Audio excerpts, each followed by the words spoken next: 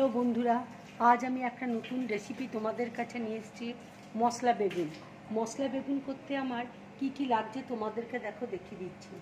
এখানে দেখো, বেগুনকে আমি কেটে ধুয়ে নিয়েছি, নুন হলুদ মাখিয়ে রেখেছি। এখানে টমেটো কুচি নিয়েছি, এখানে টক দইকে ফেটিয়ে নিয়েছি, এখানে কাশ্মীরি লঙ্কার গুঁড়ো আছে, এখানে জিরে গুঁড়ো আছে, লঙ্কা গুঁড়ো আছে, ধনে গুঁড়ো আছে, কস্তুরি মেথি রয়েছে, আদা রসুনের পেস্ট রয়েছে, কালো জিরে আছে, ধনেপাতা কুচি আছে, এখানে ছোট ছোট এলাচ আর লবঙ্গ রয়েছে, এখানে আমচুর রয়েছে। কড়াইয়ে তেল দিচ্ছি, তেল গরম হয়ে গেছে। এবার বেগুনগুলো আমি তেলের মধ্যে ছেড়ে দিচ্ছি।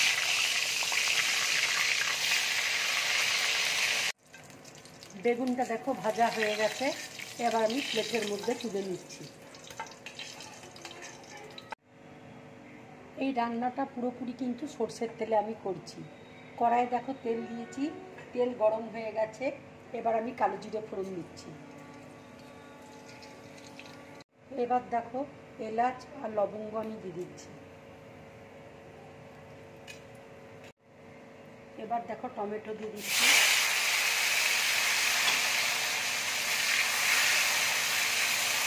একটা বাটির মধ্যে দেখো আমি ধনে গুঁড়ো দিচ্ছি,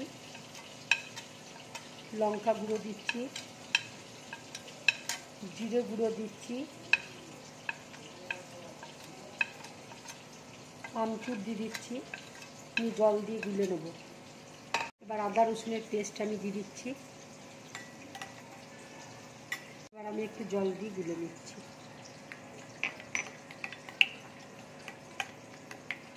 এবার দেখো একটু হলুদ দিয়ে দিচ্ছি।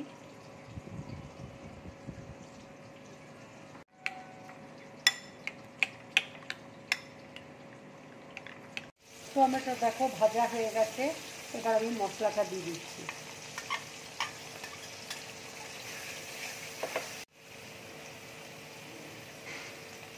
এবার মশলা ধোয়া জলটা আমি দিয়ে দিচ্ছি। এবার আমি কাশ্মীরি লঙ্কার গুঁড়োটা দিয়ে দিচ্ছি, এতে রঙটা খুব ভালো হবে।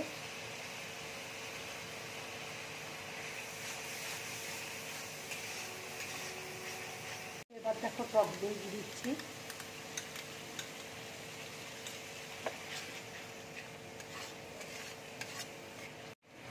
এবার দেখো আন্দাজ মতো নুন দিয়ে দিচ্ছি, অল্প করে চিনি দিয়ে দিচ্ছি। এবার দেখো কস্তুরি মেথি দিয়ে দিচ্ছি।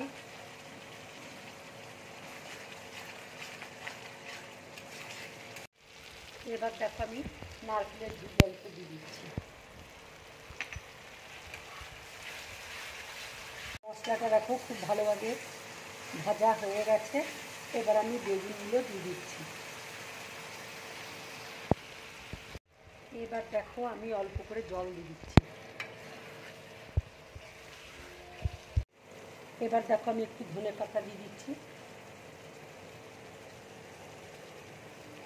রান্নাটা আমার হয়ে গেছে। এবার আমি একটা প্লেটের মধ্যে তুলে নেব। বন্ধুরা, তোমরা এইরকম রান্না করে লুচি, পরোটা কিংবা গরম ভাতের সাথে খাবে, খুব ভালো লাগবে খেতে।